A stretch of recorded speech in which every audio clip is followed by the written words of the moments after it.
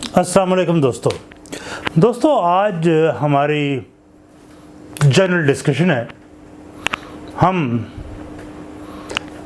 मुख्तलिफ़ मौज़ूआत पर गुफ्तगू करेंगे। उनमें से जो मेन चीज़ होगी और मेन जो हमारी बात है, मेजर जो बात है वो एक ही होगी, उसको आप ख़ुद महसूस कर लीजिएगा। तो दोस्तों इसमें कोई शक नहीं कि जदीद टेक्नोलॉजी और अब तो आर्टिफिशियल इंटेलिजेंस ने, जिसे हम मस्नूई ज़हानत कहते हैं, ने पुरानी टेक्नोलॉजी को चारों शाने कर दिया है। हम अगर माशी, सियासी, समाजी ज़िंदगी का कोई शोबा है ज़िंदगी पर नज़र दौड़ाएं तो कम से कम मुझ जैसा पुराने ख़यालात और तसव्वुरात को जहन में बिठाने वाला शख्स तो वर्ताए हैरत में डूब जाता है, क्योंकि हर तरफ से नित नए मज़ाहिर देखने को मिलते हैं। इसलिए कि मैं इस 21वीं सदी में 200 बरस पुरानी दुनिया से मुख्तलिफ एक नई दुनिया को जन्म होता हुआ देख रहा हूँ। यकीनी 200 साल पहले जब हमारे बुज़ुर्गों ने उस दौर में करवटें लेते हुए हालात को देखा होगा तो शुस्तर रह गए होंगे। उसको ना समझने वाले, उससे हम आहंग ना होने वाले ज़माने से पीछे रह गए होंगे। लेकिन अब तो इस साइंसी तरक्की ने एक तवील जस्त लगा दी है, क्योंकि सोशल साइंस से वाबस्ता साहिबान फ़िक्र इसे चौथी सनती इनकलाब से ताबीर कर रहे हैं। मालूमात का एक तूफ़ान है, सुनामी है कि जिसने सबको अपनी लपेट पे ले लिया है। 200 साल पहले के सनती इनकलाब के नतीजे पे हम इस कुर्रे अर्ज़ पर नित नए सनती ख़ानदान वजूद में आते हमने देखे, जिन्होंने आलमी माशियत को अपने काबू में किए रखा। उस दौर में नौ आबादियों को कायम करके साम्राज्य एजेंडे की तकमील की, पूरी दुनिया को अपना ग़ुलाम बनाए रखा। ये सिलसिला 200 साल तक पूरी शिद्दत के साथ जारी रहा और फिर 20वीं सदी के इख्तितामी और 21वीं सदी के इब्तदाई 2 दहाइयों में काया ही पलट गई, क्योंकि जदीद टेक्नोलॉजी की वजह से पुराने दौर के सनती और कॉरपोरेट सेक्टर के अदारे, जिन्होंने अपनी इजारादारियाँ कायम कर रखी थीं, हमें टूटता हुए नज़र आना शुरू हुई।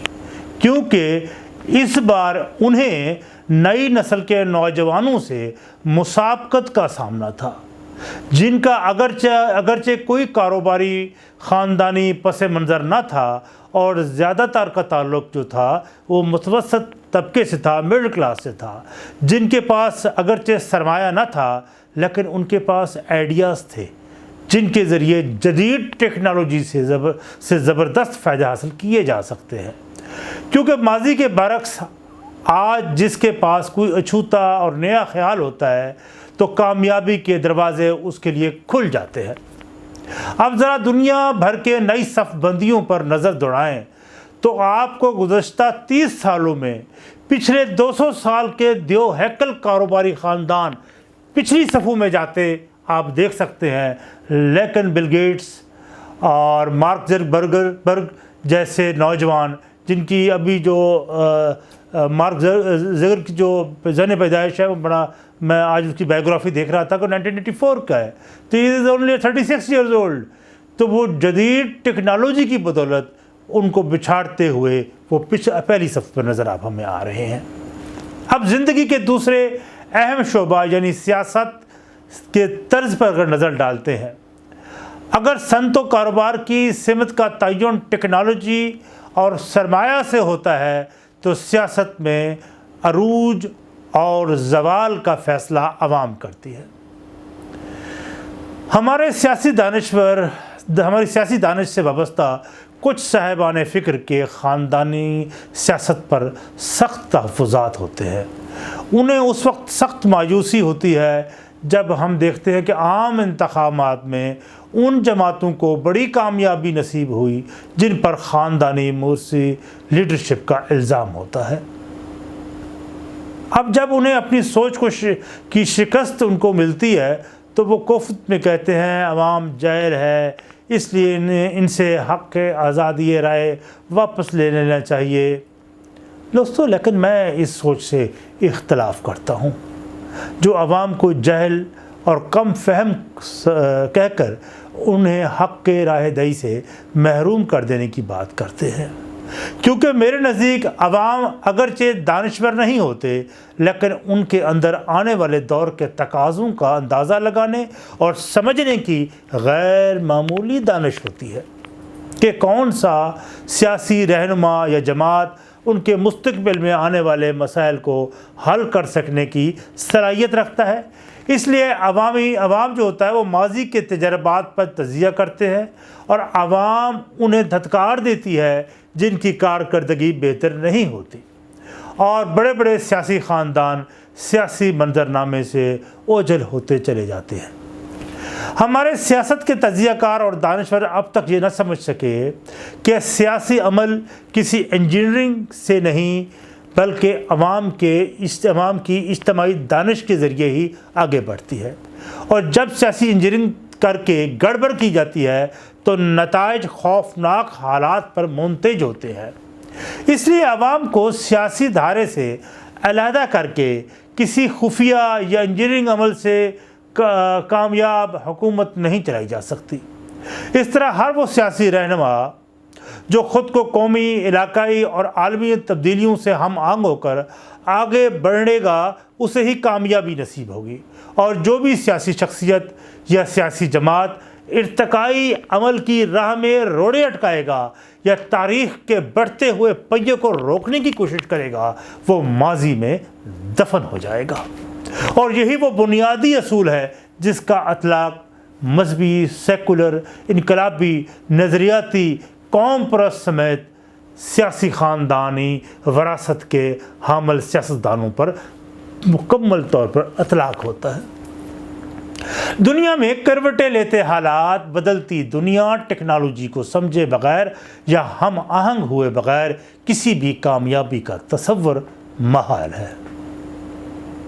پاکستان میں جس طرح کئی ایسی سیاسی جماعتیں ہیں جن کی زندگی کو 40 سال سے زیادہ کا عرصہ گزر چکا ہے لیکن مخصوص سیاسی افکار کے حامل ہونے کی وجہ سے آج وہ جمود کا شکار ہیں۔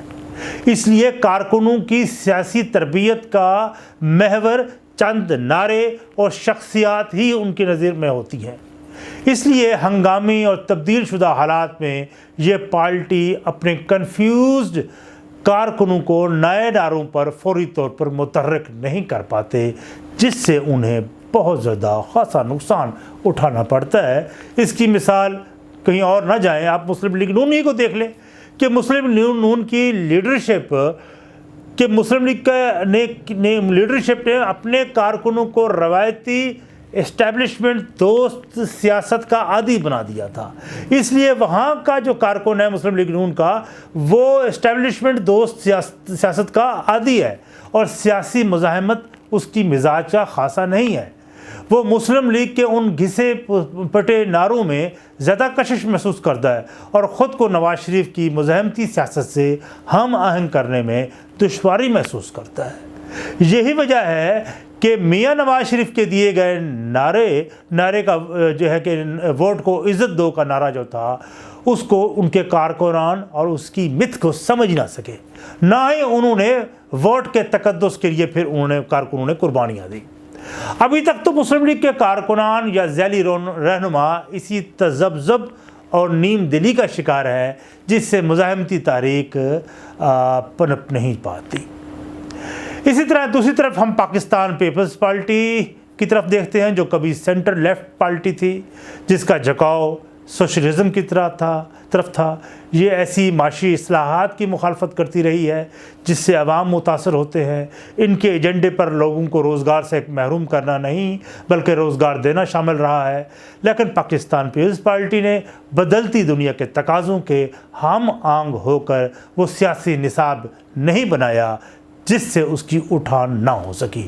یہی وجہ ہے کہ پاکستان پیپلز پارٹی کے کارکنان اور لیڈرشپ پرانے معاشی نظریے اور کارکنان کی مخصوص سیاسی سوچ کی وجہ سے بے پناہ نقصان اٹھا چکی ہے اور اس وقت خاصے مشکل کا شکار ہے۔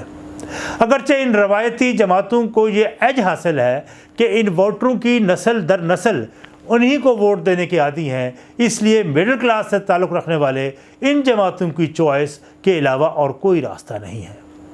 لیکن نئی سیاسی تقاضوں سے ہم آہنگ ہونے کے لیے ضروری ہے کہ جمہوریت میں سیاسی انجینئرنگ سے پرہیز کی جائے اور جمہوریت کو صاف شفاف پانی کی طرح اس ندی میں بہتے دینا چاہیے تاکہ عوام ان کی کارکردگی کی بنا پر فیصلوں سے سماج بہتر انداز پر استوار کر سکے۔ تو آج کی نشست ہماری تمام ہوتی ہے، بہت سی باتیں کرنے کو تھی لیکن اس مختصر سے وقت میں اتنا ہی۔ تو آپ جس طرح میں کہتا ہوں، آپ سے ریکویسٹ کرتا ہوں اس چینل تلاش حق عامر ہاشمی کو سبسکرائب بھی کریں اور اس بیل آئیکن کے بٹن کو بھی پریس کریں تاکہ آپ کو بہتر ویڈیوز ملتی رہیں۔ تو آپ کم از کم رائے سے کا بھی اظہار کر دیا کریں تاکہ ہم ڈسکشن تو کریں۔ یہ جو ڈسکشن ہوتی ہے، یہ ڈائلاگ جو ہوتا ہے نا جی، یہ آگے بڑھنے کا راستہ ہے۔ یہ جو ہم نے مکالمہ ہے، اگر ہم نے اس کو اہمیت دی تو سماج ایک بہتر انداز میں آگے بڑھ جائے گا۔ نہیں تو جہاں ڈائلاگ نہیں ہوتا وہاں دلیل نہیں ہوتی، جہاں دلیل نہیں ہوتی وہ جمود ہوتا ہے، اور جہاں جمود ہوتا ہے وہ معاشرے تباہ ہو جایا کرتے ہیں۔ بہت شکریہ، انشاءاللہ اگلی نشست پر نئے ٹاپک کے ساتھ۔ شکریہ۔